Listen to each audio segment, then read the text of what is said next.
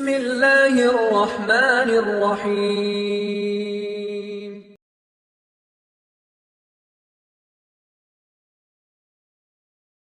அஸ்ஸலாமு அலைக்கும் வரஹ்மத்துல்லாஹி வபரகாத்துஹு.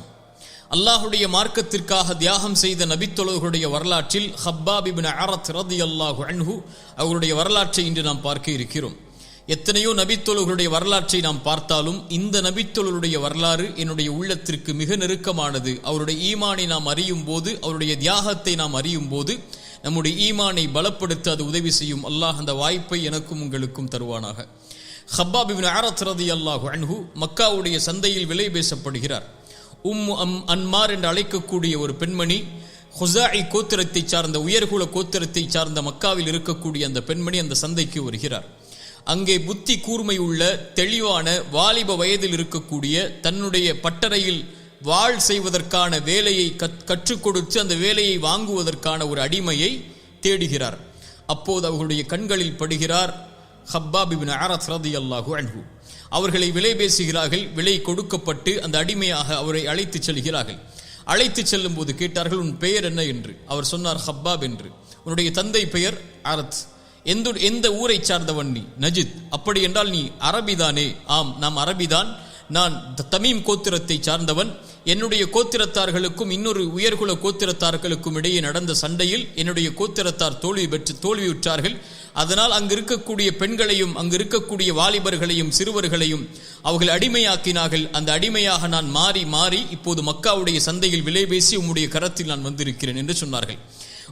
அன்மார் அவர்களுடைய பட்டறையில் அழைத்து சென்று வாளை செய்யக்கூடிய பணியை அவருக்கு கொடுக்கிறார்கள். அவருடைய புத்தி கூர்மையால் மக்காவில் வாழ் செய்யக்கூடிய பணியாளர்களிலேயே மிகச்சிறந்த பணியாளராக ஹப்பாப் இப்னு அரத் ரலியல்லாஹு அன்ஹு மாறுகிறார்கள். குறைஷி தலைவர்களுக்குள் மிகச்சிறந்த வாழ் செய்யக்கூடிய நபர் என்ற பெயரை ஹப்பாப் இப்னு அரத் ரலியல்லாஹு அன்ஹு பெற்றுக் கொள்கிறார்கள். அவருக்கு 20 வயதிற்கு நெருக்கமாக இருக்கக்கூடிய நிலையிலேயே ஹப்பாப் இப்னு அரத் ரலியல்லாஹு அன்ஹு அடிமையாக இருக்கக்கூடிய சூழலில் அல்லாஹுடைய ரசூல் ஸல்லல்லாஹு அலைஹி வஸல்லம் அவர்களுடைய வருகையை கேள்விப்படுகிறார்கள். இப்படி முஹம்மது என்று ஒரு மனிதர் பனு ஹாஷிமுடைய கோத்திரத்தாடமிருந்து வந்திருக்கிறார்.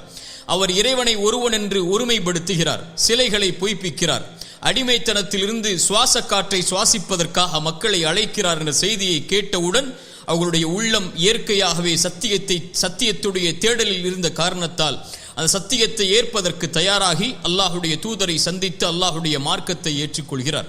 அல்லாஹுடைய மார்க்கத்தை ஏற்ற 6வது நபர்களில் ஹப்பாப் இப்னு அரத் ரலியல்லாஹு அன்ஹு அவர்கள்தான்.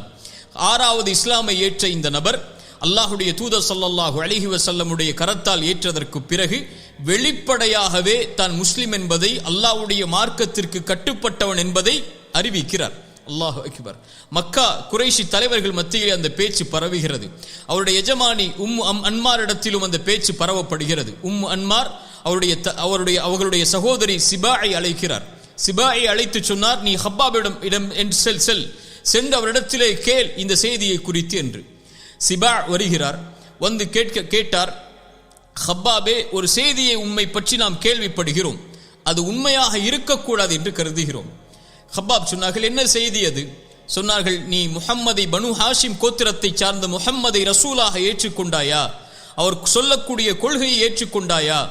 சொன்னார்கள், ஆம், நான் மதம் மாறவில்லை, நீ சொல்வதை போல் நான் ஏற்றுக்கொண்டேன். படைத்த இறைவன் ஒருவன் என்பதையும் நீங்கள் வணங்கக்கூடிய சிலைகளையும் தெய்வங்கள் பொய் என்பதையும் முஹம்மது அவர்கள் ரசூல் என்பதையும் நான் ஏற்றுக்கொண்டேன் என்று சொன்ன மாத்திரத்திலேயே சிபா கோபமடைந்து, அவர்களோடு வந்த குறைஷி வாலிபர்களும் கோபமடைந்து அந்த பட்டறையில் இருக்கக்கூடிய இரும்பை கொண்டு ஹப்பாபை தாக்குகிறார்கள். அல்லாஹுடைய தீனை விட்டு வெளியேறு என்று தாக்குகிறார்கள். லாத் உஸ்ஸாவை தான் நீ வணங்க வேண்டும் என்று தாக்குகிறார்கள். அவரை அந்த சுடு மண்ணில், பாலைவன மண்ணில் இழுத்து வந்து அங்கு இருக்கக்கூடிய எல்லோரும் ஹப்பாபை அடிக்கிறார்கள். அவருடைய இரத்தம் அவருடைய உடம்பில் இருந்து வெளியேறி அவர் மயக்கமாகக்கூடிய சூழல் வரை ஹப்பாப் அல்லாஹுடைய தீனுக்காக தாக்கப்படுகிறார், கொடுமைப்படுத்தப்படுகிறார். அந்த இரும்பு ஆடைகளை கொண்டு அவரை அணிவித்து அந்த பாலைவன சூட்டோடு சூட்டாக அவருடைய உடம்பை பொசுக்குகிறார்கள். ஹப்பாப் மூர்ச்சையாகிறார். உணவில்லாமல், தண்ணீர் இல்லாமல் அவரை தடுத்து வைக்கிறார்கள். லா இலாஹ இல்லல்லாஹ். இன்னும் ஹப்பாப் அல்லாஹுடைய தீனில் உறுதியாக இருப்பதை பார்த்தவுடன் நெருப்பு கங்குகளை கொண்டு, சுப்ஹானல்லாஹ், இந்த செய்தியை கொஞ்சம் நினைத்து பாருங்கள். நெருப்பு கங்குகளை கொண்டு அவருடைய முதுகில் சூடு காட்டி அவருடைய முதுகில் உள்ள தோள்கள் அனைத்தையும் உருக்குகிறார்கள், நெருப்பில் இரும்பை உருக்குவதைப் போல்.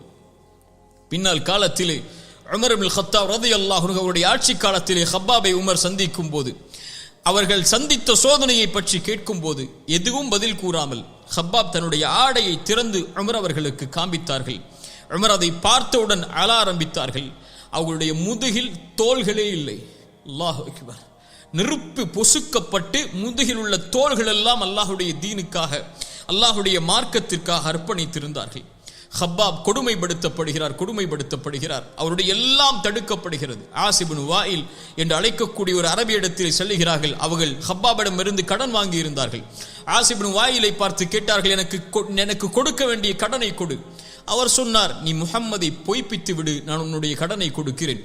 ஹப்பாப் சொன்னார்கள் ரலியல்லாஹு அன்ஹு, அவருடைய ஈமானிய உறுதியை பாருங்கள், நீ மரணித்து மறுபடியும் உயிர் கொடுத்து எழுப்பப்பட்டாலும் நான் முஹம்மதை ஒருபோதும் பொய்ப்பிக்க மாட்டேன். அப்படியா?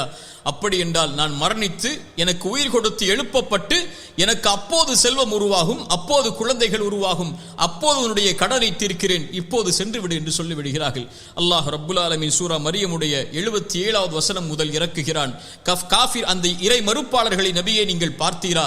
இப்படி அவர்களுக்கு குழந்தை கொடுக்கப்பட்டால், இப்படி அவர்களுக்கு செல்வம் கொடுக்கப்பட்டால் இதை செய்வோம் என்கிறார்கள். இவர்களுக்கு என்ன மறைவான ஞானம் இருக்கிறதா என்று அல்லாஹ் ஹப்பாப் ரலியல்லாஹு அன்ஹு அவருடைய அந்த செய்தியை குறித்து வசனம் இறக்குகிறான். அல்லாஹு அக்பர். அல்லாஹ்வால் அங்கீகரிக்கப்பட்ட நபி தோழர், அல்லாஹுடைய ரசூல் ஸல்லல்லாஹு அலைஹி வஸல்லம் அவர்களால் விருப்பத்தோடு ஏற்றுக்கொள்ளப்பட்ட நபி தோழர் அபூபக்கர் சித்தீக் ரலியல்லாஹு அன்ஹு. அல்லாஹு அக்பர். அந்த செல்வந்தவருடைய தியாகத்தை பாருங்கள். பிலாலை விடுதலை செய்தார்கள். அது போலவே அடிமைத்தனத்தில் இருந்து ஹப்பாப் அவர்களை அவர்களுடைய எஜமானிடத்திலே விலை பேசி ஹப்பாபை விடுதலை செய்தார்கள் அபூபக்கர் சித்தீக் ரலியல்லாஹு அன்ஹு அவர்கள்.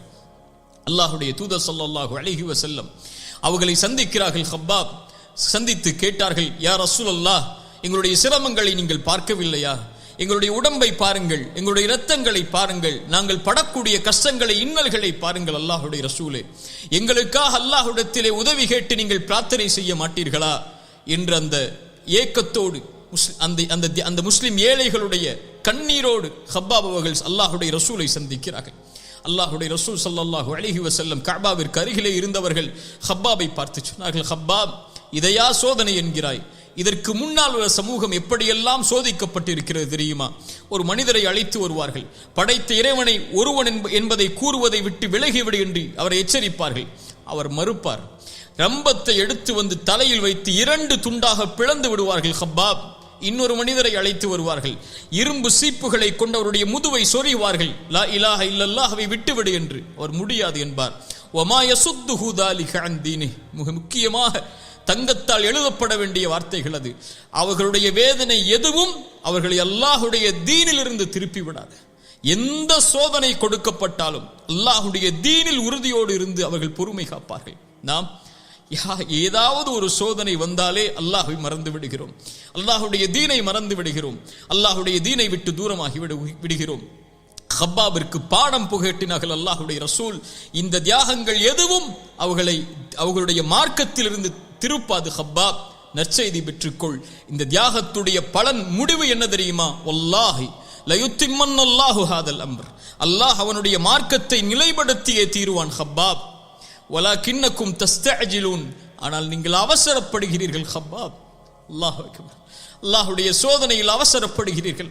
அல்லாஹ் நாடுகின்ற நாள் வரை இந்த சமூகம் இதை அனுபவித்து தான் ஆக வேண்டும்.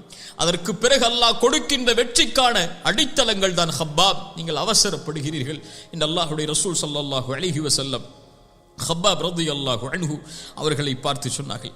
ஹப்பாப் ரலியல்லாஹு அன்ஹு மிகச் சிறந்த சிந்தனையாளர். குர்ஆனை கற்றுக் கொடுக்கும் அளவிற்கு அல்லாஹ்வுடைய ரசூலோடு நெருக்கமாக இருந்து குர்ஆனை கற்று பிறருக்கு கற்றுக் கொடுப்பவர். நமக்கு தெரியும், உமர் இப்னு கத்தாப் ரலியல்லாஹு அன்ஹு அல்லாஹ்வுடைய தூதரை கொலை செய்வதற்காக புறப்பட்ட நபித்தோழர். செல்லும் வழியில் உம்முடைய சகோதரி இஸ்லாமை ஏற்றார்கள், அவர்களை சென்று கண்டு என்று ஒரு நபித்தோழர் சொல்கிறார்கள். ஓடி அவர்கள் ஃபாத்திமா அவர்களுடைய சகோதரியுடைய வீட்டுக்கு வருகிறார்கள். சயீத் இப்னு ஸைத் அவர்களுடைய கணவரும் ஃபாத்திமா அவர்களும் குர்ஆனை ஓதக்கூடிய சப்தம் கேட்கிறது. உமர் அவர்கள் கோபத்தில் சென்று அவர்களுடைய சகோதரியை அடிக்கிறார்கள், தாக்குகிறார்கள். ரத்தம் அடிவதை பார்த்தவர்களுடைய உள்ளம் இறங்குகிறது. அப்போது அவர்கள் கொண்டிருந்த அவர்கள் ஓதிய குர்ஆனை கேட்கிறார்கள். அப்போது அவர்களுக்கு குர்ஆனை கற்றுக் கொடுத்து கொண்டிருந்தது ஹப்பாப் இப்னு அரத் ரலியல்லாஹு அன்ஹு. ஹப்பாப் அவர்கள் உமரை பார்த்தவுடன் சொன்னார்கள், உமரே, உம்மை குறித்துதான் அல்லாஹ்வுடைய தூதர் பிரார்த்தனை செய்ததை பார்த்தேன். யா அல்லாஹ், இந்த இருவரில் ஒருவரை கொண்டு இந்த அல்லாஹ்வுடைய தீனை உறுதிப்படுத்தி கண்ணியப்படுத்தி என்றார்கள். அல்லாஹ் உம்மை தேர்ந்தெடுத்து கண்ணியப்படுத்தி விட்டான் உமரே என்று ஹப்பாப் இப்னு அரத் ரலியல்லாஹு அன்ஹு அவர்கள் சொன்னார்கள். அல்லாஹ்வுடைய ரசூல் ஸல்லல்லாஹு அலைஹி வஸல்லம் அவர்களோடே தன்னுடைய வாழ்வை கழித்த ஹப்பாப் அல்லாஹ்வுடைய ரசூலுக்கு பாதுகாவலராக இருந்தார்கள். ஒரு முறை பத்ருடைய போர்க்களத்துடைய இரவில் அல்லாஹ்வுடைய ரசூல் ஸல்லல்லாஹு அலைஹி வஸல்லம் அவர்களோடு இரவுடைய நேரம் முழுவதும் பாதுகாவலராக இருக்கிறார்கள். அல்லாஹ்வுடைய தூதரோடு இரவு தொழுகையை தொழுது ஃபஜ்ரை தொழுததற்கு பிறகு அல்லாஹ்வுடைய ரசூலை சந்தித்து ஹப்பாப் கேட்டார்கள் ரலியல்லாஹு அன்ஹு, யா ரசூலல்லாஹ், இன்று உங்களுடைய தொழுகை என்னை ஆச்சரியப்படுத்தியது. இது போல் நீங்கள் தொழுததை நான் பார்க்கவில்லை. அது பயமும் ஆதரவும் கலந்திருந்தது. அல்லாஹ்வுடைய தூதரே, என்ன நேர்ந்தது என்று கேட்டார்கள். ஹப்பாப் ரலியல்லாஹு அன்ஹு அல்லாஹ்வுடைய ரசூல் ஸல்லல்லாஹு அலைஹி வஸல்லம் இடத்தில் இந்த கேள்வியை கேட்டவுடன் அல்லாஹ்வுடைய ரசூல் ஸல்லல்லாஹு அலைஹி வஸல்லம் சொன்னார்கள், ஹப்பாபே, ஆம், 3 அல்லாஹ்விடத்திலே கேட்டேன். அல்லாஹ் 2 ஏற்றுக்கொண்டான், 1 அல்லாஹ் மறுத்து விட்டான். ஹப்பாப், அது என்னை பயமுறுத்துகிறது, என்னை ஆதரவில் வைக்கிறது என்று சொன்னார்கள். என்ன 3 தெரியுமா? 1, என்னுடைய சமூகம் முன்னால் உள்ள சமூகங்கள் அழிந்தது போல் இயற்கை சீற்றங்களால் அழியக்கூடாது என்பதை போல். 2வது, அல்லாஹ் எதிரிகளை கொண்டு நம்முடைய சமூகத்தை முழுவதுமாக வீழ்த்திவிடக் கூடாது என்று அல்லாஹ் இந்த 2ஐயும் ஏற்றுக்கொண்டான். 3வதாக கேட்டேன், யா அல்லாஹ், என்னுடைய சமூகத்தில் பிரிவுகள் இருக்கக்கூடாது என்று அல்லாஹ் அதை நிராகரித்து விட்டான், ஏற்க மறுத்து விட்டான் ஹப்பாபே என்று ஒரு பொக்கிஷமான ஹதீஸை ஹப்பாப் இடத்தில் அல்லாஹ்வுடைய ரசூல் ஸல்லல்லாஹு அலைஹி வஸல்லம் அவர்கள் எடுத்து சொன்னார்கள். அல்லாஹ்வுடைய ரசூல் ஸல்லல்லாஹு அலைஹி வஸல்லம் அவர்களோடு பத்ரில் கலந்து கொண்டார்கள், அவர்களோடு உஹுதில் கலந்து கொண்டார்கள், அவர்களோடு எல்லா போர்க்களங்களிலும் ஹப்பாப் இப்னு அரத் ரலியல்லாஹு அன்ஹு அவர்கள் கலந்து கொண்டார்கள். அபூபக்கர் சித்திக் ரலியல்லாஹு அன்ஹு அவர்களுடைய ஆட்சி காலத்தில் வாழ்ந்தார்கள். உமர் ரலியல்லாஹு அன்ஹு அவர்களுடைய ஆட்சி காலத்தில் வாழ்ந்தார்கள். உஸ்மான் அவர்களுடைய ஆட்சி காலத்தில் வாழ்ந்தார்கள். அலி இப்னு அபி தாலிப் ரலியல்லாஹு அன்ஹு அவர்களுடைய ஆட்சி காலத்திலும் 4 கலீஃபாக்களுடைய ஆட்சி காலத்திலும் அல்லாஹ்வுடைய ரசூலுடைய ஈமானிய முதலாவது ஏற்றதிலிருந்து அதுவரை ஈமானிய உறுதியோடு ஹப்பாப் ரலியல்லாஹு அன்ஹு அவர்கள் வாழ்ந்தார்கள். தன்னுடைய கடைசி காலத்தை ஹப்பாப் இப்னு அரத் ரலியல்லாஹு அன்ஹு கூஃபாவிலே கழித்தார்கள். கூஃபாவிலே முஸ்லிம்களுடைய ஆட்சி வந்ததற்கு பிறகு தங்கங்களும் வைரூரியங்களும் வெள்ளிகளும் மாணிக்கங்களும் முஸ்லிம்களுடைய ஆட்சியாளர்கள் மூலமாக பகிர்ந்தளிக்கப்பட்டது நபித்தோழர்களுக்கு. ஹப்பாப் ரலியல்லாஹு அன்ஹு 1000 தீனார்களை அவர்களுடைய வீட்டில் வரக்கூடிய நேரத்தில் எல்லாம் அல்லாஹ்வுடைய பாதைக்காக செலவழித்துக் கொண்டே இருப்பார்கள். மரணிக்கக்கூடிய தருவாய் ஹப்பாப் இப்னு அரத் ரலியல்லாஹு அன்ஹு அவர்களுக்கு வருகிறது. வரக்கூடிய நேரத்தில் ஹப்பாப் இப்னு அரத் ரலியல்லாஹு அன்ஹு தன்னோடு இருக்கக்கூடிய தோழரை பார்த்து கேட்டார்கள், எம்முடைய வீட்டில் எவ்வளவு தீனார்கள் இருக்கிறது என்று. ஒரு அளவை சொன்னவுடன் அழ ஆரம்பித்தார்கள். எனக்கு முன்னால் உள்ள எத்தனையோ நபித்தோழர்களை நான் பார்த்திருக்கிறேன், அவர்களுக்கெல்லாம் இந்த உலகத்திலே அல்லாஹ் எதையும் கொடுக்கவில்லை, ஆனால் எனக்கெல்லாம் அல்லாஹ் கொடுத்ததை பார்க்கிறேன். அல்லாஹ் ஹம்சாவை நான் பார்த்திருக்கிறேன், உஹதில் அவர் மரணித்ததை. முஸ்அபை பார்த்திருக்கிறேன், உஹதில் அவர் மரணித்ததை. அவர் மரணமானதற்கு பிறகு அவருடைய ஜனாசாவை அடக்கம் செய்யும் போது கஃபனை மூடினால் காலை மூடினால் தலை தெரிந்தது, தலையை மூடினால் கால் தெரிந்தது. அதற்கு கூட அவர்கள் வழி இல்லாமல் மரணித்தார்கள். அவர்களுக்கு பின்னால் வாழ்ந்த நபித்தோழர்களையும் பார்த்திருக்கிறேன். எதையும் அல்லாஹ் அவர்களுக்கு இந்த உலகத்திலே கொடுக்கவில்லை, மறுமையில் கொடுப்பதற்காக அல்லாஹ் தாமதித்து வைத்திருந்தான். ஆனால் இந்த செல்வங்களையும் என்னிடத்திலே இருக்கக்கூடிய வசதிகளையும் பார்க்கும்போது அல்லாஹ் இந்த உலகத்திலேயே எனக்கு எல்லா நன்மைகளுக்குரிய கூலியையும் அல்லாஹ் கொடுத்து விட்டானோ என்று நான் அஞ்சுகிறேன், பயப்படுகிறேன் என்று சொன்னார்கள். கடுமையான நோய்வாய்ப்படுகிறார்கள். ஹப்பாப் இப்னு அரத் ரலியல்லாஹு அன்ஹு அல்லாஹ்வுடைய சோதனை அவர்களுக்கும் விதிவிலக்கல்ல ரலியல்லாஹு அன்ஹும். அவர்கள் எல்லோர்களையும் அல்லாஹ் பொருந்திக் கொண்டிருந்தாலும் அவர்களையும் அல்லாஹ் சோதனைகளின் மேல் அல்லாஹ் அவர்களை நெருக்கிக் கொண்டே இருந்தார். ஏன்?